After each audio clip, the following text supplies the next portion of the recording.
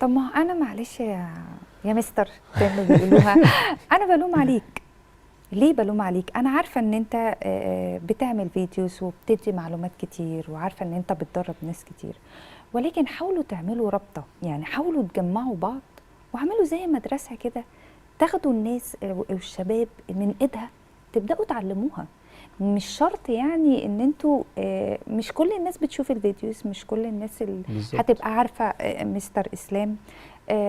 بس انا عايزه ان انتوا تجمعوا بعض وتبداوا تفيدوا ده، يعني تقولوا في مثلا اكاديمي هنا بتدرب الناس على كذا وعلى كذا وعلى كذا، تبداوا تدوهم بنفتس مختلفه. مهم. بصي، هو في حاجات اتعملت زي كده. يعني انا كاسلام على المستوى الشخصي ممكن اكون بعمل حاجه زي دي.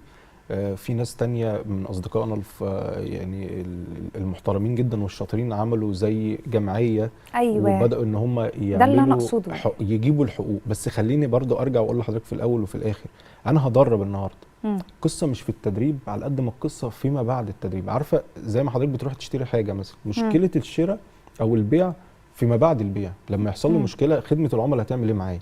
مم. النهارده 90% من المشاكل ما بين شركات التطوير والتسويق العقاري. طب انا عشان اخش احلها، هل حضرتك مجبره كصاحبه شركه مم. انك تسمعي كلامي انا عشان اعمل مثلا اكاديمي او جمعيه؟ مم. مش مجبره. هتقولي لي ما فيش قانون بس يقول لي لو ده. كل شركه تدرب الكوادر بتاعتها قبل ما تدخل، يعني يبقى في مركز تدريب جوه الشركه نفسه، ان هم يدربوا العماله اللي داخله قبل ما يدخلوا. او لو شركه جديده تبدا يعني تروح اي شركه يبقى فيها زي مركز ده تدريبي اللي احنا تبدا قلناه تاخد ده. الحلقه اللي فاتت، ده وبالفعل حقيقي. بعد الحلقه مم. لقيت اكتر يعني اشطر HR موجودين في الماركت العقاري مم. دخلوا ايدوا الفكره، وناس بدات ان هي تبدا تسالنا في الشركه عندنا، طب احنا علشان نعمل قسم التدريب ده محتاجين ايه؟ مم. فالفكره لازم تتعمل ولازم الناس تدرب. بس ارجع اقول لك، هي محتاجه ان الهيد بتاع الشركه ذات نفسه يكون هو اللي مقتنع بده. مم. يعني وهو داخل يفتح شركه تطوير عقاري، قعد مع استشاري قال له ايه؟ مم. هل هو قال له اصلا اقسام الشركه اللي هتبقى مفتوحه ولا لا؟ مم. ولا جه رماله بادجت وخلاص؟ مم. ما هي كل واحد حسب راس المال بتاعه مم. بيجيب اللي يعرف يوديه على الطريق فين. فلو مم. وداه طريق غلط هيفضل طول ما هو شغال غلط. مم. بس. طيب، نصيحه مهم. للي بيفتح شركة، شاب صغير لسه بيفتح شركة، ونصيحة للمستثمر اللي جاي من بره يبدأ ازاي؟ طيب، خلينا نتفق ان احنا عندنا دلوقتي واحد بيفتح شركه مم. معاه راس مال او لا. مم. لو انت معاك راس مال زيرو، معكش فلوس خالص، مم. وحابب تخش المجال ده، انزل اتدرب في شركه بدون مقابل، حتى لو مش هتاخد مرتب، بس مم. شركه تعلمك. مم. وبعد ما تتعلم شويه وتفهم البيزكس، ابدا اعمل لك سجل وخد ورك سبيس في اي مكان ب 2000 3 في الشهر، مم. واقعد واشتغل لنفسك لحد ما تجمع راس مال لا مم. يقل عن مليون جنيه. بعد كده افتح مقر. ده لو انت زيرو راس مال. هتعمل غير كده انت مش هتنجح ولا هتكبر. مم.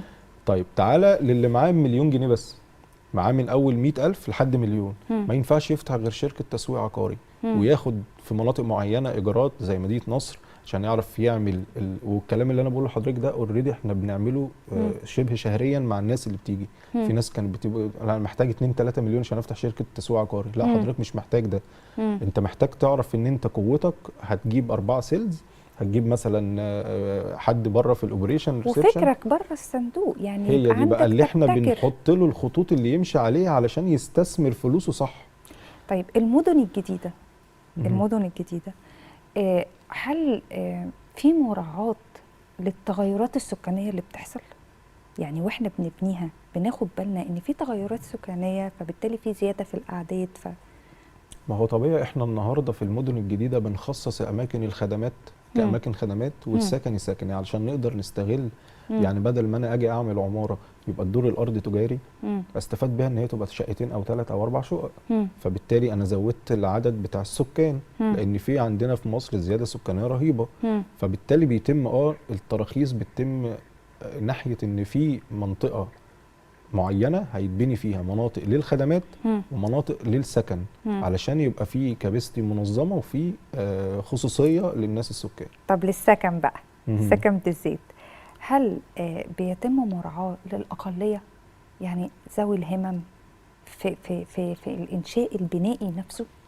في مشاريع اوريدي. انا كاسلام في مره كنت في شركه ما وماسكين مشروع، حبينا نعمل الفكره دي، فعملنا المطلع بتاع العماره في حته زي منزل كده عشان ذوي الهمم اللي معاهم كرسي بعجل، وكبار السن كمان يعني ما بالظبط. فهي حسب رؤيه الشركه والفيجن بتاعتها. هل انت شايف انك انت عايز تعمل يونيك سيلينج بوينت، عايز تعمل حاجه تتميز بيها وسط مكان ما فيهوش الموضوع ده؟ لان خلي بالك هي بترجع للشخص صاحب الشركه، مش لحاجه تانية. فطبيعي لو حد عمل حاجه زي دي بتتحسب له طبعا وبتفرق معاه جدا، لان ساعتها المشروع اللي ركز في الاعلان بتاعه هم ذوي الهمم اللي هم قادرين يشتروا وفي نفس الوقت مش لاقيين. طب انا هشتري هاجي اطلع ازاي بالعربيه بالعجله بتاعتي؟ مين اللي هيزقني هيطلع لي سلالم؟ مش لما يلاقي مثلا كده ويلاقي ليه. يعني اقول لحضرتك في بعض المدن اللي موجوده تبع هيئه المجتمعات العمرانيه تراك جري مثلا حوالين جاردن زي منطقه مثلا الشروق، في اماكن لذوي الهمم بيتمشوا فيها بالعجله. ده بجد؟ والله موجود.